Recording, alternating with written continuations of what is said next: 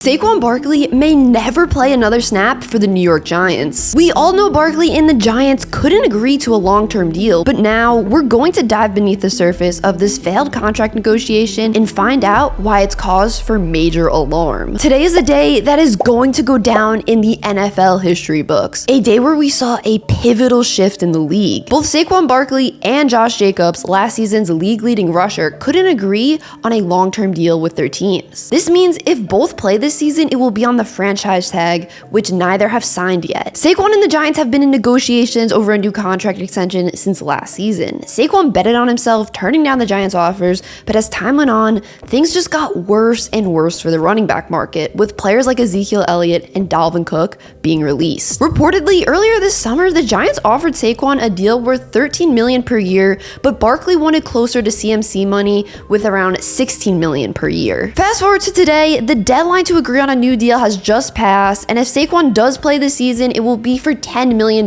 because that's what the franchise tag is. The reason it's extremely consequential Saquon and the Giants couldn't come to an agreement before this deadline is because this was probably the last time the Giants were going to offer Saquon an extension. Like, the last time ever. We all know running backs have super short careers, so after they failed to agree on a long-term deal with a 26-year-old Barkley, why would the Giants then offer a 27-year-old Barkley a long-term deal? If Saquon does end up playing this season, I don't think even if he rushes for some crazy number like 1,800 yards, that the Giants offer him a long-term deal ever again. I mean, why would they if they could just tag him again next summer? I'm gonna talk more about the Giants side of this negotiation in a minute, but for that to make sense, we first gotta look at this through Saquon's eyes. For Saquon, the big question everyone's asking now is, will he play for the New York Giants this season? It's already been reported that Barkley will not show up to training camp, which he can do without being fined because he hasn't signed the franchise tag, but if he decides to continue his holdout and miss regular season games,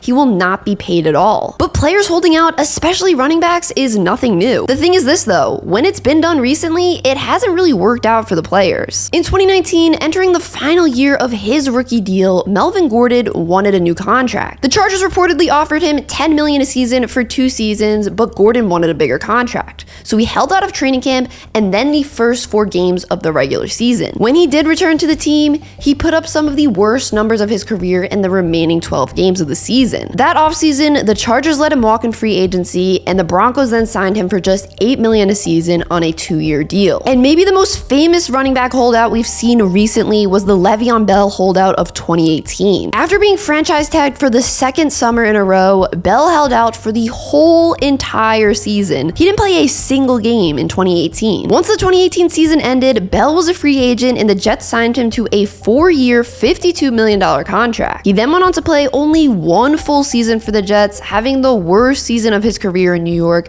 before being cut in October of his second season there. What both these holdout stories have in common is while the star running back was holding out, a new one emerged. For the Chargers, Austin Eckler became the starter in Gordon's absence, and for the Steelers, it was James Conner. So was it smarter for Saquon to hold out this season, not play a single game, miss out on the $10 million, but ensure that he's injury-free, keep more treads on the tires, as they say, keep his legs fresh, and make the Giants feel his absence? Or is it smarter for him to play 1 year on the franchise tag, make that $10 million, but possibly risk being injured? I personally think this is a really hard choice for Saquon. Like I said, no matter what he does, I don't think the Giants are giving him a long-term deal now. And if he does sit out a year, how is his play going to be in that following season after not being on an NFL field for 1 full year? Yes, he wouldn't have been injured and he wouldn't have been taking hits, but is his age going to start to show after that full year? Is he going to be a little rusty? We kind of saw that with Le'Veon Bell. Le'Veon Bell put up crazy numbers the year before he held out, and then after that, his career was basically over. But if Saquon does play and he gets injured, that could mean other teams wouldn't want to sign him in the future, or maybe the Giants wouldn't even want to franchise tag him next year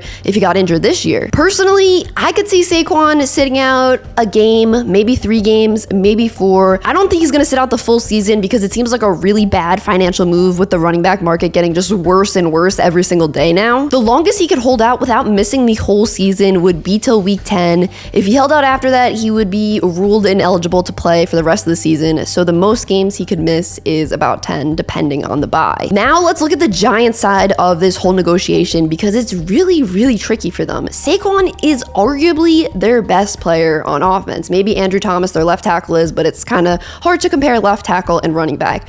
But all their big plays usually come from Saquon. He has been the spark on that offense ever since he's been drafted. But the thing is this, despite how good a running back is, the numbers show time and time again, it is not smart to pay a running back. You know what's the most amount of money a Super Bowl winning team has paid their lead rusher for that season since 2014? $2 million. And that was the Bucs with Leonard Fournette. You know what the next highest number is?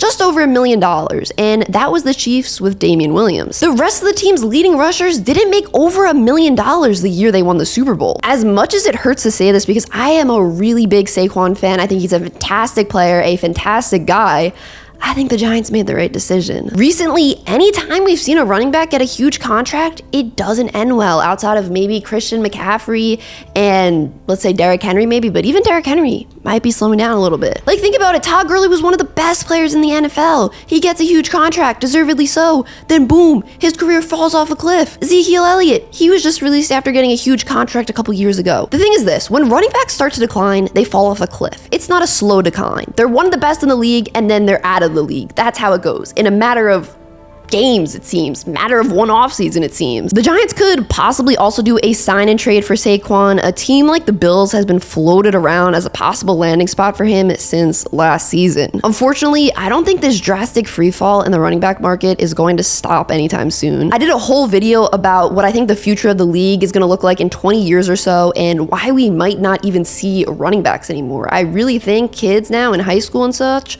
are going to stop playing running back. If you want to check out that video, click it up here. Appreciate you guys watching. Peace.